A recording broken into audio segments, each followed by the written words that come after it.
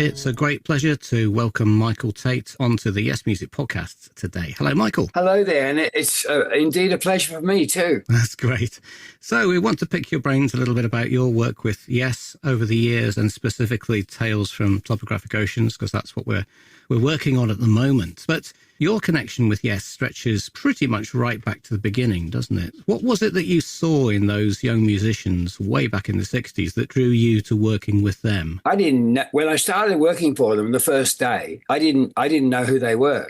I worked at a club called the Speakeasy in London, which was like the music biz hangout. And one of the guys there, a guy there said, who was one of the managers at the club, one of the kind of the social managers, he said, I've just signed this band and I need someone to drive the van up to Leeds University. And I said, oh, yeah, I can do that. I'm off tomorrow, so I did. And I got in the van, and then I had a list of addresses to go around London picking them all up because they lived all over. Peter Banks lived up in Barnet. Chris, I think, was out in the East End somewhere with Nicky.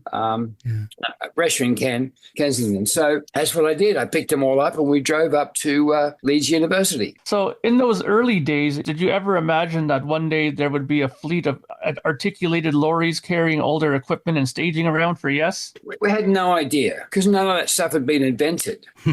Back then, there was no front of house mixing. Instruments weren't mic'd up. There were no stage lights, except at the venue. So I had no idea what was going to happen. However, first of all, I just drove them, and then I helped them carry the gear in. And then I noticed that during every show, something would break. It was unbelievable. I could not get through a night without somebody going offline. So I did a few things to improve the stability of all the gear and started building things for them. And then I started building lights, and then I started building sound systems. So I did do everything in the beginning. Yeah, that's right. And there's even a story I've read about you booking gigs. I might have done that too. There's a lot of things I don't quite remember. Yeah. But yeah, we I think the agency might have dropped us. I think we had Marky Martin was our agent for a while. I don't know. And they might have dropped us because we weren't doing enough work or something like that. So I might have done a bit of that too. Yeah. What you did do definitely, though, was kind of save the band from extinction. Because I think, as you say, Atlantic weren't very impressed with the first two albums in terms of how much they sold anyway. And what I've read is that you came back from Australia via the US to drum up support. That's right. I went to New York and I went to Atlantic and I went in and I said, I'm Michael Tait from Yes and blah, blah, blah. And I don't know who I saw. I might have even seen Amos. I'm not sure who I saw or Jerry. And I said, blah, blah, blah, we're good. And I don't know. I don't remember the detail. I got posters. I drove around London to every music shop you could see and put a poster in the window. Yeah. And that helped that record get some recognition. I think that was the one with the film strip, because I also had a hand in that photograph. I think it was with Tony Kaye and the head burning and everything. Yes, I suggested, why don't you just show the sprocket holes? That might have been my idea, but I don't remember. I don't remember everything. It's a long while ago. Absolutely. So that was the Yes album. Yes, that's right. Yeah. So from booking gigs and driving the van, how did you end up being the guy who was pivotal in creating the most spectacular stage shows of the era? Well, as I say, when I started, there were no lights, so I started building little lighting systems. And at first I used car fog lamps and kind of mechanical dimmers. I built up sound systems. I built a whole bunch of stuff. And as time went on, it got more and more. The good thing was that the music lent itself to lighting. There was definite moods in it, and somehow I didn't know I was going to be a lighting guy, but that's how I ended up because I wasn't very good at mixing sound, that's for sure. But I was pretty good at the lights. So it just grew. It's one of those things that just grew. So originally, though, back in Australia before you left, your background was in engineering, is that right? Well, I went to engineering school. I was a terrible student. I was a dropout. But I'd always built things. All my life I'd been a builder, gadgets, bits and pieces. Yeah. And so that's what I did for Yes. For instance, I built, which most people believe was the very first pedal board, which was for Pete Banks, because he was the one that would stomp on it and it would slide. His volume pedal would slide and rip the other pedals out. So I screwed them all to a board and made a pedal board. That was, I think, the first one of those. I made all kinds of stuff. I made a double mellotron for Rick. So we got two mellotrons, and I linked them together and had a mechanical device to keep them in sync. Yeah. I made all kinds of things for the bands, special drum stands, bits and pieces all over, and then I built all the lighting systems as well. Yes, indeed. But I was always a builder, so yeah, it just came naturally. All right, then, on to Tales from Topographic Oceans. The band rehearsed for months at ELP's Manticore facility. Is that somewhere you went? And yeah, but I don't remember a lot. But yeah, I knew the ELP guys. You know, all these bands, we all knew each other back in the day. All the Floyd boys and all that. Yeah. We all hung out and stuff. But I do remember going to the studio in was it out Ladbroke Grove, right? Morgan Studios, yeah. Morgan, yeah. From Kensington, you go out Ladbroke Grove. And in fact, I went out there so often that I used to turn into side streets occasionally, and I found a house to buy on my way to the studio one day in a place called Liddell Gardens, which is off Ladbroke Grove. We were out there for some time. I don't remember how long, but quite some time. It was one of those albums that I don't think they really had any songs to begin with, you know. So you were around at the recording studio sessions at Morgan, but the band's home used to be Advision Studios for the S album Fragile and Close to the Edge. What was the reason for them moving to Morgan? I have no idea. I have no idea. Availability or money, because I think in Advision was a pretty big, busy studio, and you couldn't just go there for months on end. I think you had to book your time. But what do you remember about the band members recording Tales? We obviously know that Rick was unhappy, but what about the others? I mean, for example, it was Alan White's first recording with Yes. Oh, I'm pretty sure Alan was just happy to be there. He's that kind of guy. He was fine. I think they were just struggling with the tunes and the music and the concept. Yeah. John was often way out ahead of people and possibly couldn't always guide them easily enough. Rick didn't get it at all, so he didn't show up too much.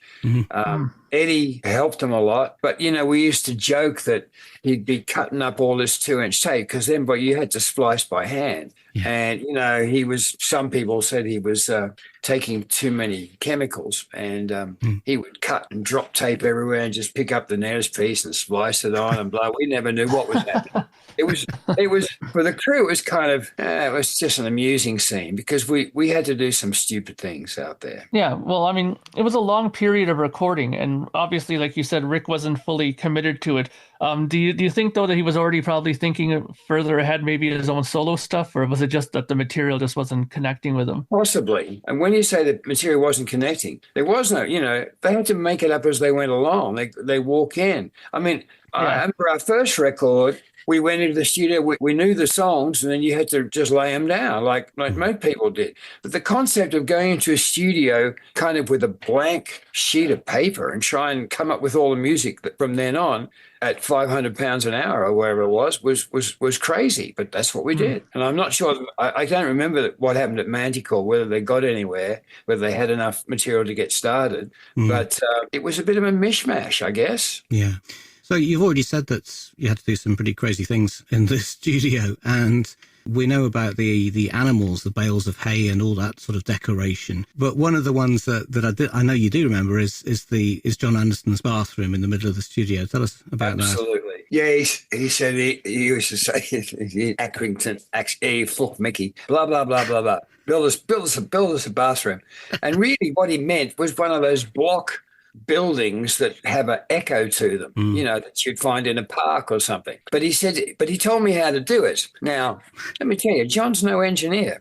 And he said, yeah, well, if you get some plywood, then you glue some tiles to it and you just stand it up around there. And I said, John, I don't believe that's going to give you the sound that you're looking for, you know, that you need some mass and he said, it doesn't matter, just do it. So I did it. Yeah. And, you know, it is what it is. It didn't do anything. I don't think it did anything. I don't know. I don't even remember. But I just do it because, you know, John would get his way. Absolutely. Yeah, yeah. So we've recently spoken to Gennaro Rippo, who I imagine you remember very well. Of course. About working with with Eddie on the recording of Tales. So what's your recollections of him as a producer specifically? I mean, did he get involved in the music side of the thing rather than just the cutting up? Oh, I don't know. I wasn't at the studio all the time because they did long hours there and they're always late. You know, obviously, you know, there'd be a call for 3:00 in the afternoon and Chris would stroll in at 7. So it was always a bit of a mess and you couldn't be there all the time. But of the crew guys, like the band roadies, there was always 1 or 2 or 3 of them there all the time. So we did rotation and I didn't want to be there too long. It was kind of frustrating, that period. Yeah, I can imagine. So one of the instruments used on Tales was Rick's unique double mellotron, which obviously you were involved with the creating of that. What did you think of the idea of this double mellotron? Well, it was my idea, I believe, because the problem with the mellotron is you can only get, you know, you could have different cassettes for different sounds. But that was it, and it wasn't enough sounds for him. So the idea was to double it up. So we just bought another mellotron, and I made a device to hook them together. It was an amazing idea. And we know the guy, Chris Dale. I don't know if you've come across him, but he has that instrument in his possession, and he's renovated it, and it's looking absolutely beautiful now. So I'll send you some photographs of that mellotron because it's still in working order. You know, he's revamped it, so that was fantastic. Yeah, I mean, the only trick was keeping the spindles traveling at the same speed. Yeah. So once the recording was finished for Tales, your role obviously shifted to the tour, first in the UK and then in the US. And Gennaro told us that he thinks that the Tales tour was a significant turning point for Yes. Roger and Martin's stage set, the merchandising, the lighting, the sound, all those things. So do you agree that something sort of kicked into gear a bit at that time? We went up a quantum leap in kind of stuff. And in actual fact, because the band, and I think I'm right here, is that they insisted on playing that whole album on the tour. And of course, a lot of audiences don't want that much new music. They'll take a little bit, but they want to hear some of their old favorites. Well, that was a hard thing. And I actually still have some of the reviews because I used to save the reviews. Yeah. And on most of that, on that tour, I got better reviews than the band did. So that tells you something. But the music, you know, eventually the kids got the music and it might have taken a few years, but eventually it was all accepted. But in the beginning, it really wasn't. Yeah. And there were logistical problems, though, weren't there? I mean, I've read that Roger Dean's scenery didn't fit in some of the venues in the UK, for example. So the sceneries, the fiberglass stuff, which was all very artistic. This was in the days when bands didn't take too much in the way of scenery. Yeah. And it was not designed or built in a way to transport.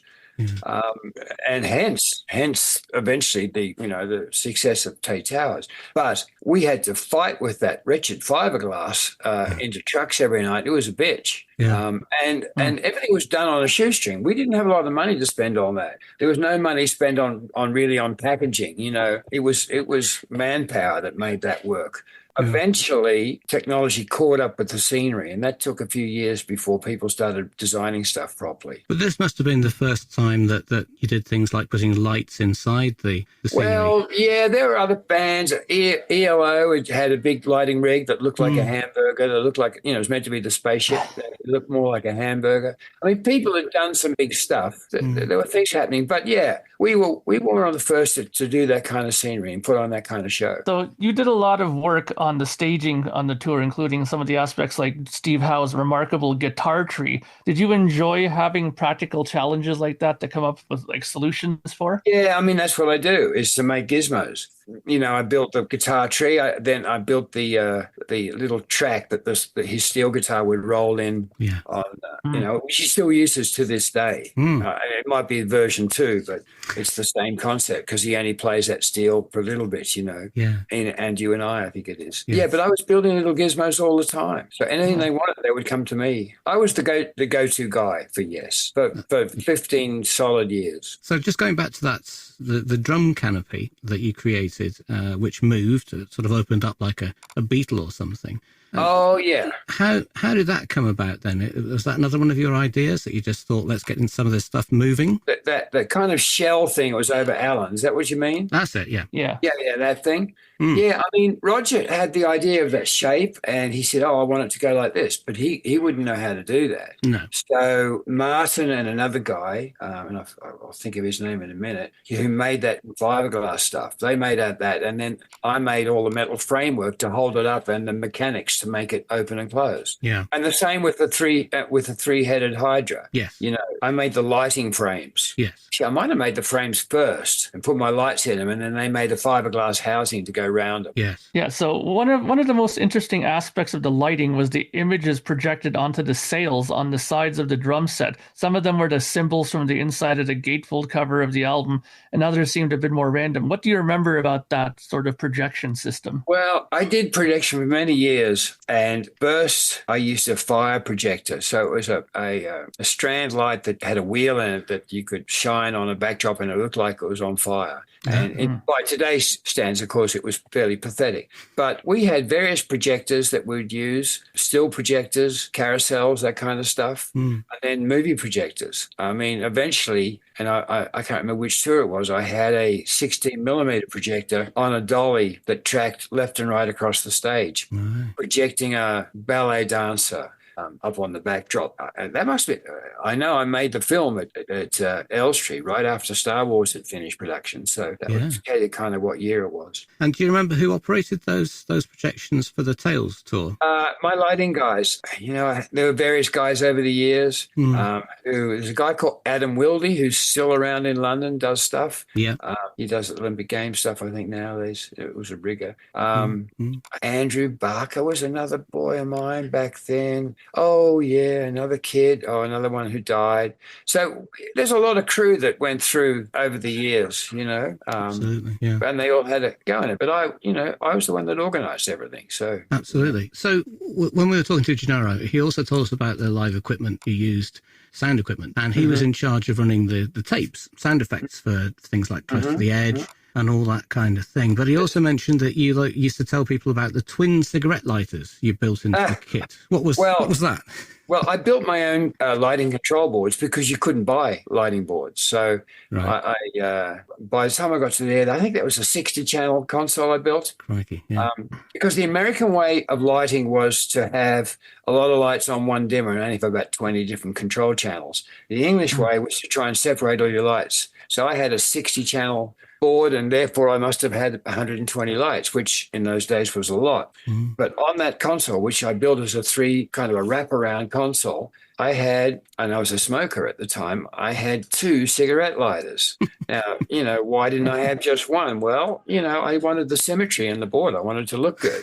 And next to the cigarette lighters, I had another button that says "Danger, do not press." Right. You can't believe that everyone came over to me immediately. The first thing they did was press that button. Yeah, press the button. But yeah, it was just for fun. It was just for fun. Yeah, of course. So Gennaro also mentioned some kind of a zip cord communication system you created for the follow spots. What do you remember about that? Right. Well, there was a problem with queuing follow spots when I first started doing it. In America, the venues had their own follow spots and they had their own communication system. Unfortunately, those headsets they used were leftover AT&T telephone headsets, which was one earpiece with a microphone. It was a carbon microphone and a hard plastic earpiece. And of course, with rock and roll or any music, you couldn't hear shit from these things. So I thought, well, I've got to have my own system. And there was a system had been designed in America called the Terry Hanley system, and it was too expensive. And also it required 3-pin XLR cables. So to get around a whole venue, you'd need hundreds, thousands of feet of wire. So I knew about this thing called Addertap, which was an American device that would clip onto a zip cord, which is just 2-wire electricity, like a lamp cord, and it would pierce the insulation, and then you could plug into it. So I found a guy, and I said, look, I want you to make me a system that'll work on this kind of wire. It's not screened. It's not twisted. It's just flat wire. It's going to take a bit of going so you don't get interferencing stuff. And he did. He made it work. So what you could do with one coil of wire, you take it from my position to the stage, up into the grid, round to all the follow spots, and then you could tap into it anywhere you wanted to be. Wow. So it was a great system. And zipcord was fairly cheap. And often it was cheaper to leave it in the building than to take it out at the end of the night, in America, because, union costs were high. So often we'd just leave it there. So it didn't matter. But the downside of the system was that the plug from the line from the belt pack just had a regular little 2-pin AC plug on it.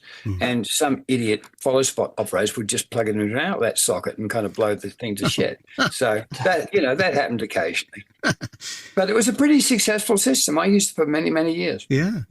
So you're credited as production manager in the Tales Tour program. So what can you remember the sort of range of different things you're in charge of? Well, everything to do with the production. So, making sure the production got from place to place, or make sure we built a production to begin with. So I would assemble all the components, and I would do that actually here in Lidditz, because I used to use Clare Brothers as a kind of a base, especially for American tours. Yeah. And I'd get all the stuff. I would write a rider contract to go with out there. I'd go up to New York to Premier Talent, write the rider contract, M&Ms in the dressing room and all that kind of shit. I would book the trucking company. I would make sure we have enough crew. Obviously, Clares were all part of this, so we knew we had Clares. I built all the lights. A production manager does everything to do with getting the production there. And on the day, I would get the production in, and then I'd have, eventually, the job got too big for one, so I used to do the stage managing as well. I'd hire a stage manager, and who would actually move it into the building and out, and I would just concentrate on doing the lighting. The production manager name was only kind of invented in my era. There was no such thing as a production manager when we first started. There was you're a roadie, and that was it. Yeah. While you were with Yes, you did a lot of groundbreaking inventions, like the rotating stage for the Tormato and 10 True Summers tour. But tell us a little bit about your move to settle into in Lidditz. Is that how you pronounce it? Lidditz, L-I-T-Z. Well, that was precipitated by a few things. First of all, I was Australian, and Australians can live in England and work for 2 years. It was called a working vacation. I managed to stretch that to 11 years. I've done some strange things to get back into England when things were dodgy. For instance, from America, I've flown to Shannon, taken a train to Belfast without going through any immigration, and then flown to London from there. I've done a few things. Once I walked backwards off a ferry, so I thought I was getting on, but I was getting off. I've done a couple of things. But eventually I ran out of time, and they said, you got to leave. So I was ready. I bought some land in America earlier. I was ready to move. And the band I can't remember what the band were doing, whether they'd broken up at that time or whatever happened. But I moved to Lidditz, and I had the Yes lighting equipment was still here from the last tour. So I started renting it out to other people. Right. And became a lighting company. That's how Tait Towers, the lighting company, started. As a lighting company, they always say, "Oh, can you you got a drum riser to go with that?" And I'd build the odd drum riser, and then it got more and more scenery kind of stuff. And then someone came to me and said, "Look, how about you sell us your lights?" And there's the people from Journey, Nocturne Productions. And I had some clients. I had U2, Michael Jackson, Springsteen. I had some good clients. So they bought all my lights, and I just concentrated on doing the scenery. Right. It has to be said, though, that your company, though, is very important, I think, in the whole musical scenes. I remember reading a few articles where Tait was mentioned, like you specifically, about designing some revolutionary stuff as far as lighting goes. I remember seeing stuff when it had to do with Kiss and all kinds of different bands that used your specialized lighting system. So I think that you had a big impact on the music scene. Well, yeah. I was there when it all happened. Having that impact today is kind of tough because there's so much technology out there. But back then there wasn't. It was kind of infant days. So inventing new stuff wasn't as hard as it would be. It was easy, actually. Just built stuff and it all worked. I built all kinds of weird stuff, like the bicycle chair follow spot, where the operator would sit in a chair hung off a truss, and instead of having to turn the light, he would pedal his feet and the whole chair would rotate. Right, Interesting. Like a machine gunner, in a plane. Yeah. I designed the very first barricade. So the barricade you see at every show, that folding barricade, the Mojo, I designed that. I designed dimmers in the truss. I was the first one to have dimmer in the truss system. I did the first swing wing truss where the lights could travel in the truss as well. Oh yeah, okay, yeah. That's a big thing. Yeah, well, it was for a while. So Yeah. I was there doing all that stuff. So would you agree then that the 70s were where it all really kicked off in terms of rock tours? Yes, absolutely. Yeah, that's really started it. Yeah. What are the other sort of threads that run through then from the 70s to what you see today on the Eras tour or whatever else? I mean, that must be all based on what you did back in the 70s. Yeah, but it's gone so far. For instance, when I was a lighting guy, most of my lights were there to light up the band and a bit of scenery. Yeah. But today, the lights don't light up the band at all. They could care less about the band. You know, they're and a couple of follow spots on the headliner, but the lights are all pointing at the audience and flashing on and off and doing all this kind of crazy stuff. So it's just a different way of doing it. It's more like it started in television with beauty lights shining at the camera. It was Alan Brand that invented that. So there's lots of happened to make lights change. Another one involved in that a little bit later than me was Steve Cohen, who's Billy Joel's guy. But he did a yes to it. He was one of the few people we both, really understood the yes music and the rhythm and how to make lights work with that. And he's taken it so much further, Yeah. In 1983, when Yes came back for 90125, were you involved with Yes at that time? Yeah, because they started it here in Letters. Because I wanted to ask you, that huge logo that they had, like their album cover logo, that used to drop down near the end of the show. Did you create that drop down system that had that logo come down? I might have done. It was very impressive how it came down like that. Yeah, I think I did. I think the designer of the show was Ian Knight, I believe, who's now passed. And I think it had maybe 3 or 4 electrics, and they're all. He had the vendor paint the trusses different colors and stuff, and it was kind of interesting.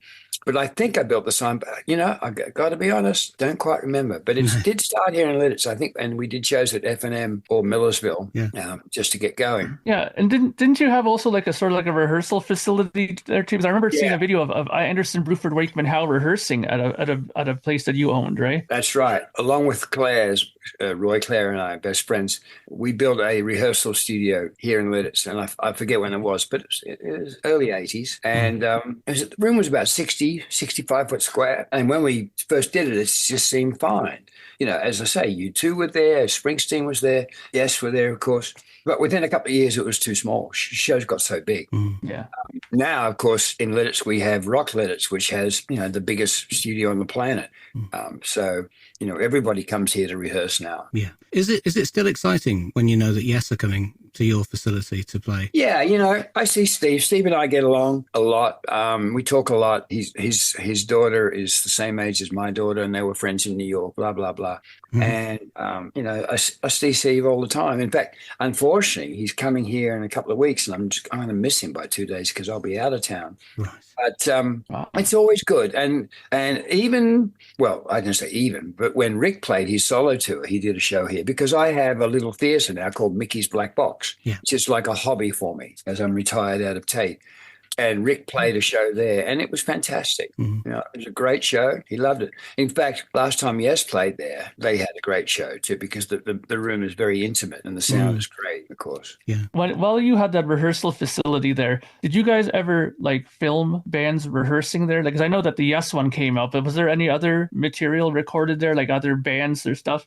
Not that I know of. I didn't even bother taking photographs. I didn't see it as, archiving thing. I just did it. I did stuff, and that was the end of that. Never thought about it. What's your view of the epic presentations that are done in places like that Sphere in Las Vegas? Well, entertainment's entertainment. But if you want to see a band, that's not the place to see them. If you want to go and see the Rolling Stones, they do, often the Stones would do an arena, a stadium, a theatre, and a club during the same tour. And you see them in a club or a small theatre, that's the way to see them. And because if you really want to dig the band, get rid of all the stuff. You don't need all that stuff. Yeah. You just don't need it, especially when you find yourself not looking at them. In fact, even if you go to most rock shows now, No one's looking at the band; they're looking at the screens. Yeah. But that's just the way it is. They're trying to, there's so many people. What else are you going to do? That's right. It's interesting that Yes have moved back towards that. They've got rid of all the screens and everything like that for their current tours.